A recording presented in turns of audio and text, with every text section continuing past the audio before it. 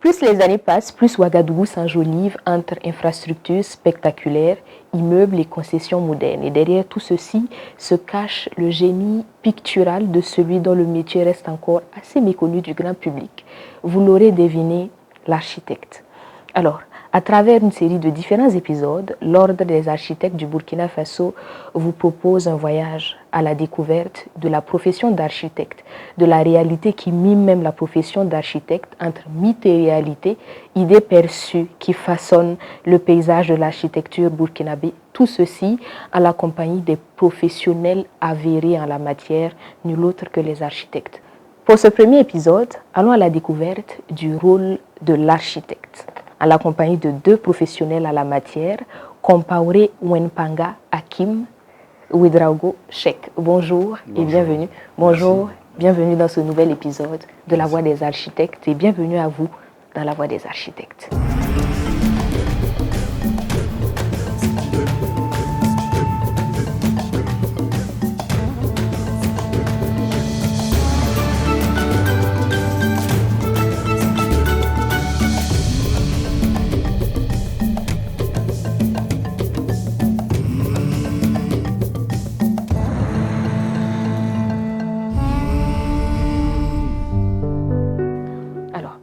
Le rôle de l'architecte, c'est le thème de ce premier épisode de La Voix des architectes. Mais avant d'entrer en matière, je voudrais vous demander de vous présenter. Merci pour la parole. Je m'appelle Compaoré Wenpanga Hakim, architecte urbaniste, associé senior, AG5 associé. Voilà. Très bien, merci. C'est à vous, Monsieur Ouedraogo. Merci pour la parole et merci pour l'invitation. Je suis Ouedraogo Cheikh Moussa Lionel, je suis architecte gérant de Patilgo Architecture et Design, enseignant et également secrétaire aux finances de l'Ordre des architectes du Burkina. Je suis passionné d'art, de design et de patrimoine. Très bien, merci. Alors, vous êtes architecte, vous êtes confronté à l'environnement même de l'architecture burkinabé. Et aujourd'hui, quand un Burkinabé entend architecte, qu'imagine-t-il vraiment? Je me tourne vers vous, Monsieur Compaoré. Effectivement, très bonne question. Très souvent, quand on entend architecte, dans l'imaginaire populaire et collectif, on se dit architecte, c'est quelque chose d'élitiste. Voilà, c'est grande maison, ça coûte cher, c'est loin de nous, loin de la population, alors que ceci n'est pas le cas parce que, en fait, il y a plusieurs causes qui ont nourri cet imaginaire-là. En réalité, un architecte, il est là pour tout le monde. On peut dire que c'est un art, parce qu'à la base, c'est un art qui se nourrit de beaucoup de techniques, qui est au carrefour de plusieurs techniques, de plusieurs sciences, et qui a pour objectif de permettre la construction, de diriger un bâti. Donc, le domaine d'intervention de l'architecte ne se limite pas à des grandes bâtisses, mais ça balaie une large palette d'actions. Mais on peut dire que les gens ont tendance à voir l'architecte comme un profil élitiste parce que très souvent, à la base, il n'y a pas beaucoup d'architectes dans le milieu puisque la formation n'était pas facilement accessible au départ. Et également, donc ça fait qu'il y a très peu d'architectes sur le milieu. Et également, ce vide-là a fait qu'il y a beaucoup d'autres corps de métier qui ont dû combler le vide, qui ont dû combler l'espace. Donc, ça fait que lorsqu'on perçoit l'architecte, ça paraît loin de nous. Je vais peut-être laisser mon confrère continuer et puis peut-être, je ne sais pas si on va revenir là-dessus. Très bien, merci. Je me tourne vers vous à présent, toujours dans la même continuité. Pourquoi la confusion entre architecte, dessinateur et technicien existe-t-elle encore? D'accord, merci pour la parole une fois de plus. Et je vais compléter d'abord ce que l'aîné a dit. L'architecte, quand on remonte donc dans l'histoire, les savants étaient à la fois architectes, mathématiciens, philosophes. Ce qui veut dire que l'architecture à la base est un métier de conseil, donc à la structuration du cadre de vie. Ce qui l'a rendu plus ou moins élitiste parce que de base, il était accolé aux dirigeants, donc aux personnes, aux décideurs, à ceux qui avaient le pouvoir d'impacter sur la modification donc, du cadre de vie. C'est donc ce qui s'est ancré dans l'imaginaire populaire et qui a donné cette impression de il faut beaucoup pour consulter un architecte. Alors que les réalités sont très différentes aujourd'hui, les besoins sont très différents et l'apport de l'architecte se fait à tous les niveaux. Quand on prend le domaine de l'architecture, pour revenir à votre question, il y a différents intervenants. Vous avez parlé tantôt de dessinateurs, de techniciens. Il y a aussi différentes sortes d'ingénieurs, ingénieurs génie civil, ingénieurs en froid, en électricité. Il faut dire que l'architecte dans cet univers se positionne comme le chef d'orchestre. C'est donc celui-là qui est habilité à coordonner les différentes actions pour que, in fine, le projet soit à la fois qualitatif et qui réponde absolument à tous les besoins. Ce qui veut dire que l'architecte coordonne les actions de l'ingénieur génie civil, il coordonne les actions du dessinateur parce qu'il conçoit l'espace et grâce au dessinateur, avec l'appui du dessinateur qui est un collaborateur, ce dessinateur-là retranscrit ça de façon physique avec des éléments techniques qui peuvent être exploitables sur le terrain. Donc l'ingénieur génie civil, c'est sur le chantier, c'est la structure donc, du bâtiment. Il apporte son expertise pour que les idées qui ont été conçues puissent prendre forme. Et quand on parle de technicien, je dirais que technicien, c'est un niveau d'étude. Parce qu'on a le technicien, on peut avoir un licencié, on peut avoir quelqu'un qui a la maîtrise. Donc technicien, ça veut dire qu'il est dans un processus. Donc, il accompagne celui qui est habilité ou celui qui a l'accréditation de faire le travail dans cette tâche. Alors, je reviens vers vous. L'autorisation de construire ou de modifier est-elle perçue comme une contrainte ou comme une protection? Très belle question. En réalité, il y a d'abord l'autorisation de construire ou de modifier sont là pour réguler et veiller à ce que les ouvrages qui sont bâtis soient faits dans les règles de l'art. Seulement, il y a l'esprit du texte et il y a la réalité sur le terrain. Sur le terrain, les gens ont l'habitude de voir ça comme une contrainte qu'on leur a posée avant qu'ils ne puissent construire. Alors qu'en réalité, pour arriver au permis de construire, il y a plusieurs étapes qui ont été en fait franchies. Ça veut dire que, en fait, quand vous prenez un pays, il y a ce qu'on appelle l'aménagement spatial.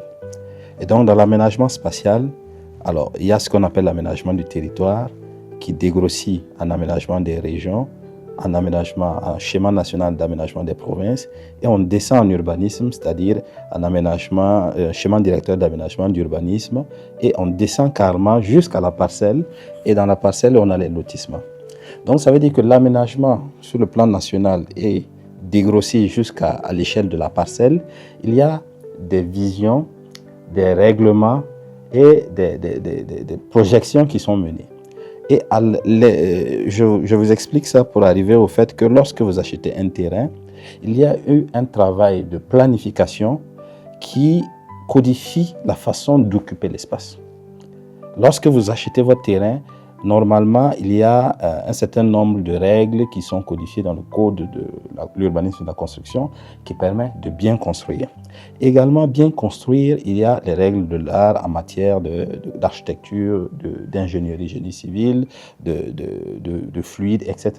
Donc, pour vérifier que vous, un monsieur X qui a acquis sa parcelle ou qui doit faire un projet de construction, si vous respectez tout ce qu'il y a comme projection liée à votre espace et également que vous respectez tout ce qu'il y a comme règles en vigueur par rapport à la construction de votre logement, que vous avez respecté toutes ces étapes, on a mis le permis de construire pour s'assurer de ça. Donc, ça doit être perçu comme un outil de gestion du vivre ensemble pour faciliter, pour permettre à tout le monde de construire, de bien construire et d'habiter dans des bonnes conditions. C'est comme ça que ça doit être perçu. Malheureusement, dans l'inconscient populaire, on se dit, en fait, c'est comme une épine sous le pied qu'on doit enlever avant de commencer à construire. Alors que c'est fait pour accompagner, pour que finalement la ville soit un ensemble cohérent. On parle constamment de la nécessité d'avoir recours de façon primordiale à un architecte, mais de façon concrète, que risque-t-on quand on agrandit, surélève ou transforme un bâtiment sans accompagnement? D'accord. Comme on l'a dit plus tôt, l'architecte, c'est le chef d'orchestre. Donc, c'est celui-là qui coordonne les différents travaux. Vous savez bien que, par analogie à la musique, le chef d'orchestre, c'est celui-là qui fait en sorte que tous les musiciens jouent en accord. Ce qui veut dire que si vous n'avez pas de chef d'orchestre, vous risquez plutôt d'avoir du bruit que de la musique. Et cela se transmet ou se matérialise de façon factuelle à travers un risque de surconsommation. Ça veut dire que vous risquez de dépenser au-delà de ce qui est nécessaire. Mais vous risquez également d'avoir un édifice qui n'assure pas du tout votre sécurité. Ça veut dire que, in fine, vous êtes dans un ouvrage qui n'a pas été étudié suffisamment et qui à tout moment risque donc de s'effondrer, ce qui est fort dommage. L'autre aspect qui de facto n'est pas perceptible, c'est que l'architecte, il a cette capacité, il a cette possibilité de se projeter dans l'espace. Ce qui veut dire que quand vous avez quelque chose en tête que vous lui transmettez et que vous voulez qu'il le matérialise, il y a des éléments que vous ne percevez pas immédiatement, qui vont absolument avoir des impacts dans votre manière de vous sentir dans votre salon, dans votre bureau. Et c'est là le rôle de l'architecte. Il vous permet de trouver des solutions aux problèmes qui ne sont pas encore arrivés. Et ce niveau de détail va à tel point qu'il s'imagine déjà où se trouvent les interrupteurs, où se trouvent les prises, comment est-ce que les lumières sont positionnées. Il est déjà dans l'ambiance de l'espace. C'est donc là le travail de l'architecte. Donc le risque que vous courez, c'est vraiment d'avancer à l'aveugle. Et au-delà de cela, il faut dire qu'en tant que client ou en tant que maître d'ouvrage, en tant que constructeur, vous n'avez pas forcément les bases techniques, comme l'aîné l'a dit, pour prendre les dispositions légales adaptées à votre projet. Ce qui fait que l'architecte ou les différents permis qui sont instaurés vous permettent d'avoir une couverture légale, de transférer donc cette obligation de respect d'un certain type de canevas à quelqu'un d'autre qui s'y connaît plus. Donc voilà un peu en quoi l'implication de l'architecte est absolument obligatoire. D'accord, on parle de l'obligation en ce qui concerne l'implication de l'architecte, mais concrètement, que peut faire l'architecte pour être plus accessible, par exemple, aux familles modestes? Très belle question, parce qu'effectivement, ceci est un défi pour nous les architectes aujourd'hui, vu que notre métier est peu connu. Notre métier est peu connu, donc la première des choses, c'est ce qu'on est en train de faire là déjà, c'est de communiquer pour briser les lignes, pour casser les idées reçues. Déjà, pour que les gens se rendent compte que l'architecte, c'est pas faire juste des plans. Mais l'architecte également, il est là pour conseiller, il est là pour créer des espaces, pour conduire des projets de bout en bout. Ça, c'est la première des choses. L'architecte, c'est à la fois, c'est un métier, mais c'est aussi un profil. C'est un profil en ce sens que un architecte peut bien apporter sa touche quant à l'édification des projets de développement que dans les projets de construction. En ce sens qu'il peut opérer dans des banques, il peut travailler dans une banque pour aider à planifier, il peut travailler dans des structures publiques, il peut travailler dans des ONG, il peut travailler également en cabinet, en entreprise. Pour dire qu'en réalité, c'est une formation, pour être architecte, c'est une formation professionnalisante qui offre des aptitudes qui vous permet donc d'apporter votre créativité et les bases techniques que vous avez à plusieurs champs de métiers donnés. Ça, c'est pour ouvrir la question, mais de façon générale, ce que les gens doivent savoir, c'est que même pour aménager un petit espace, il est très important d'associer un architecte en ce sens que ce que vous allez dépenser pour construire votre maison, le ciment, vous allez l'impérativement le payer si vous le construisez en ciment. Le sable, vous allez le payer impérativement. Si vous allez mettre du carrelage, ce n'est pas l'architecte qui vous vend le carrelage. Vous allez l'acheter. Si vous allez mettre de l'électricité, ce n'est pas l'architecte qui va vous... Le rôle de l'architecte, c'est vous aider à bien l'utiliser. Donc, c'est comme un gage de qualité. Donc, au lieu de penser que choisir un architecte, c'est dépenser, c'est jeter son argent à la fenêtre, réfléchissez à ce sens que l'argent que vous allez mettre dans votre bâtiment est fixe.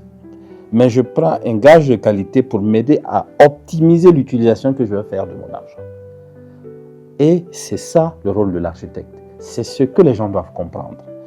Ce n'est pas quelqu'un qui va me sortir des plans. Parce qu'en réalité, les plans que vous prenez, les plans, ce n'est que des idées. Comme l'a dit mon confrère, ce n'est qu'une projection de ce que votre maison sera. Il n'a fait que vous traduire ce qu'il a dans la tête de ce que votre maison sera.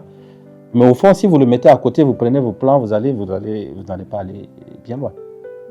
Donc, c'est ce que je peux dire sur la question. Donc, je retiens principalement que l'architecte est également là pour accompagner dans l'optimisation et de l'espace et du budget. C'est ça. Tout ceci en la faveur du client. Alors, c'était la dernière question de ce premier épisode du podcast. Je voudrais vous demander à chacun d'entre vous d'adresser un mot ou un message à la population en ce qui concerne l'architecte et sa mission auprès des différentes populations. Merci. Bon, d'accord, avec votre autorisation. Très bien. Donc, il faut dire que l'architecte est conseiller de base. Ça veut dire que même avant de penser à la construction ou à l'aménagement ou à tout ce que vous voulez, en ce qui concerne le secteur du bâtiment, l'architecte vous apporte son expertise et ses conseils. Ce qui veut dire que même si vous n'avez pas immédiatement besoin d'un architecte, c'est bien d'en connaître, c'est bien de participer aux différentes activités, par exemple de l'ordre, de nouer des contacts, de prendre à tâche et de comprendre de façon effective comment est-ce que le secteur fonctionne. Ça vous permettra aux besoins, ça veut dire quand le besoin va s'exprimer de façon concrète, de savoir quelles sont les voies à emprunter et d'aller de façon efficace. Ce que je pourrais dire également encore comme mot de fin, c'est que n'est pas architecte toute personne qui se proclame architecte. L'aîné l'a si bien dit, il y a une formation derrière et cette formation, à la fin, elle est clôturée par une inscription à l'ordre des architectes. Donc, je lance un appel donc à toute personne qui suit ce podcast à vraiment se rapprocher de l'ordre des architectes du Burkina. Il y a un tableau qui est édité de façon périodique et qui vous permet de savoir de façon effective qui est habilité à exercer la profession d'architecte au Burkina. Ça vous apporte une couverture non seulement légale, parce que ça vous permet de savoir, on ne le souhaite pas, mais si en temps vous avez des malentendus, de vous tourner vers une institution qui saura vous guider par rapport aux voies et moyens à emprunter. Mais surtout, ça vous garde donc d'éventuels désagréments que vous pourriez avoir. Et on le sait très bien, reconstruire est beaucoup plus difficile que construire. Donc, vaut mieux s'assurer donc du chemin emprunté et d'aller sûrement avec les bons conseils qui sont avisés. Si vous vous posez la question de savoir pourquoi il faut avoir recours à un architecte, je pense que vous avez vos différents éléments de réponse. C'est à vous, je vous laisse adresser votre mot de fin aux différentes populations. Merci déjà pour l'initiative. Alors, en guise de mot de fin, à la suite de ce que mon confrère vient de dire, c'est ce que je peux dire à tout le monde, c'est n'hésitez pas à contacter tout architecte, même quand le projet commence à germer dans votre esprit. Ce qui se passe, c'est que très souvent, quand on veut construire, on va prendre son prêt quand on contracte des prêts. On commence souvent même à faire ses parpaings quand on veut construire en parpaing, en aggloméré en ciment. Et là, on va voir si on va avoir un architecte ou on appelle un technicien, non? Déjà qu'on a l'idée du projet en tête, il y a le tableau de l'ordre qui est là, qui est au niveau du site de l'ordre des architectes. Vous pouvez consulter la liste des architectes agréés. Là, vous verrez vraiment les architectes qui sont agréés au Burkina. Et vous pouvez déjà prendre conseil. Parce que ce qui se passe, c'est que très souvent, si on n'a pas encore construit une maison, on peut avoir son budget, une idée du budget en tête, mais ce budget peut être en inadéquation avec les besoins réels que nous avons. Donc, le rôle de l'architecte, c'est déjà de vous conseiller. Et n'hésitez pas à faire ce pas parce que ce n'est pas, on ne va pas vous facturer grand chose et tout, mais approchez un architecte déjà pour les conseils. Et après, faites-vous accompagner. Parce que, comme je disais tantôt, construire, C'est vrai que certains diraient que c'est une dépense, mais c'est quelque part un investissement. Il faut vous assurer que votre investissement soit bien mené et qu'il y ait des gens compétents qui vous accompagnent de sorte à ce que ce soit pérenne. Également, lorsque vous construisez, vous aimeriez bien être à l'aise. De façon basique, quand on construit, on recherche la stabilité, quelque chose qui va durer dans le temps, le confort et également la fonctionnalité. Quand on construit pour résoudre un problème. Et lorsqu'on discute avec l'architecte, on exprime son problème, il traduit vos problèmes en plan et il vous aide à construire de telle sorte que vous soyez confortable dans votre bâtiment à la fin. Donc, c'est ce que je dis comme mot de fin. N'hésitez pas à approcher les architectes. Ils ne mordent pas. Et d'abord pour le conseil, et n'hésitez pas à sauter le pas. Allez voir les architectes. Le tableau de l'ordre est là. Vous consulterez, vous verrez les architectes agréés et vous pourrez travailler de façon sereine. Très bien. C'est la fin de ce premier épisode de La Voix des architectes. Merci d'avoir été avec nous. Merci pour ces conseils avisés et merci pour votre professionnalisme. Alors, c'était le premier épisode de La Voix des architectes. Ce programme vous est offert par l'Ordre des architectes du Burkina Faso. À très très bientôt pour un nouvel épisode de La Voix des architectes.